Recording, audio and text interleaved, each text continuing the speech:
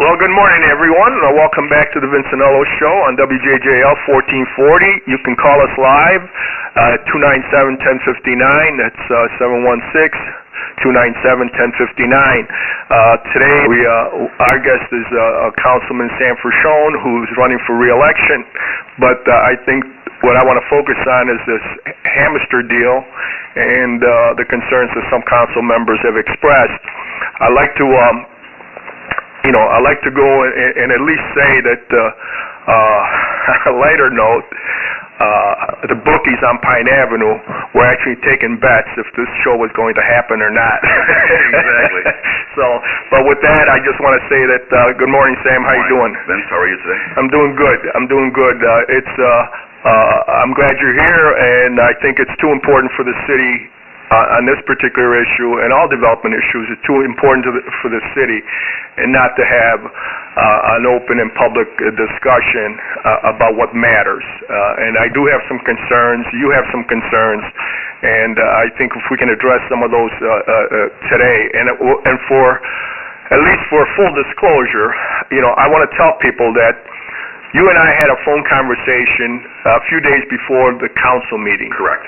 And some of the things you told me on the phone, I agreed with you, right along. Yes. My problem always has been how the $100,000 has been misrepresented. Correct. As far as I'm concerned, it might not be misrepresented to you, but I'm saying this was my concern, that the $100,000 was misrepresented, because when you talk about development, you're supposed to talk about public to private dollar ratio. Correct. And I felt that in this particular case, even if it looks bad to the average taxpayer, the thing is that it's fallen within the parameters that are really set forth for development in Western New York, whether you're in Buffalo, whether you're in Niagara Falls, whether you're in Lockport, North Tonawanda, because we have to offer incentives for people to risk their capital to come here to the city of Niagara Falls. So you kind of... Yeah, to a certain degree. You're right.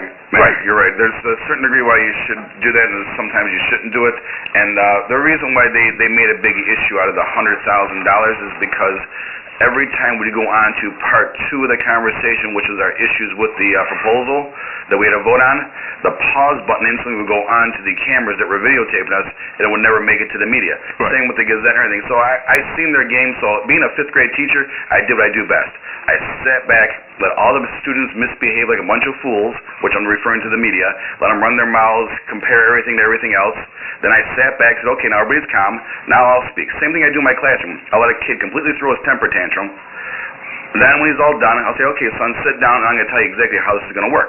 And that's what I did. I said, okay, let everybody run around, blow all their whistles, say Fruscione's obstructionist, Glenn's an obstructionist, Bob's an obstructionist. No. What we did is we received a proposal on July 3rd, day before a holiday. Right.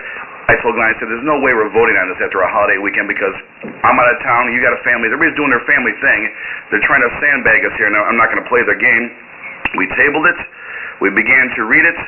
I went on vacation. I said, Glenn, could you possibly move the council meeting to a different day so I can come back and we can continue tabling this stuff as we meet with more people to discuss the legalities of what we're about to do, besides the $100,000. And now that everybody's calm and listening, we can actually now present our case to the public. And that's what we're doing right now. The 247, the Buffalo News and Niagara Gazette, they're all calmed down. They're all done doing their spins. They're all done worrying about who's selling a T-shirt here, who owns a business there, all the rest of the foolishness that was going on, trying to intimidate me. It takes a lot more than that to intimidate me to make a vote. Vince, you know that I've been around 8 years on that council. I could take a really good smack in the head and still vote the way I want to vote at the end. You know what I mean? And that's the way it works. And all we did is table it, because now 247's listening. You were kind enough to invite us in, and I made an agreement with you a couple weeks ago, this even before 247 did their silliness. And I said, great, Vince, I appreciate it, and that's why I'm here today to kind of review and discuss. You were one of the very few people, besides Tom Darrow and a couple other people, were actually listening to us the entire time, or listening to me as I was kind of bringing these points up to play. The rest of the people were just going crazy, trying to create diversions, hoping that the diversion would force me to make a vote that would wreck the city. And I understand that. You know the hell I lived through with the press, during my 4 years in office. But at the same time, you also reckon, even though you weren't there the entire 4 years of my... 2 of your 4 years. 2 of the 4 years. You know that the council No, the block of councilmen. Yes. Which now it's being identified by block rather than party or anything else. Correct. The block of councilmen made a pact with the devil to stop anything that I tried to do. And whether you were whether you were involved in it or not, that's not my point. My point is that there was a block of councilmen who happened to be 3 councilmen, okay, right from April of 2004 to December 31st. It wasn't the same councilman each year. I'm just saying there was a block of councilmen. There's always 3 councilmen that get along together. Right. I went to But that doesn't mean 4 years in a row. But that doesn't mean that they have to make a pact with the devil to say we're going to stop everything that Anello does. Now here's why I can say that. And you weren't there. No. Okay, I want to make that clear. But in 2006, you weren't. I took office in 2006, January 1st, 2006. Well, then you were part of it, Sam. Yes, I was with Dave and Bob. Okay. Yeah. But in 2005 or 2006, it might have been, I'm sorry. 2005 I wasn't in office. Right, it might have been 2005, okay. But in 2005, a block of councilmen actually stopped the city, even though we had set the money on the side, put the money aside, and the council voted on that money. The council stopped us from executing the contract to buy snowplows. Now, the reason I use that as an example is because how sick can a public official be to say, okay, we finally have the money to buy the equipment that we sorely needed for 10 or 15 years, because we were scavenging parts. No, I know. Because we bought all the stuff in 2006 when I was in the council. We started buying it. We started buying it. Started buying it in 2005. We started buying it. But in 2005, they stopped us from buying the plows that we needed in 2004, because out of 24 pieces of equipment, the first time out in February, 19 pieces wound up in the shop within the first 8 hours. Okay? That's just one example. The other example where a council block can be destructive is we negotiated with every single union. You know, we did the medical. Yeah. And they worked out fine. Yeah, it worked out fine for the city, worked out fine for the workers. So now we're negotiating with the Department of Public Works, with the Steelworkers Union. You had one councilman who actually said if the people hold out, they'll get a better deal.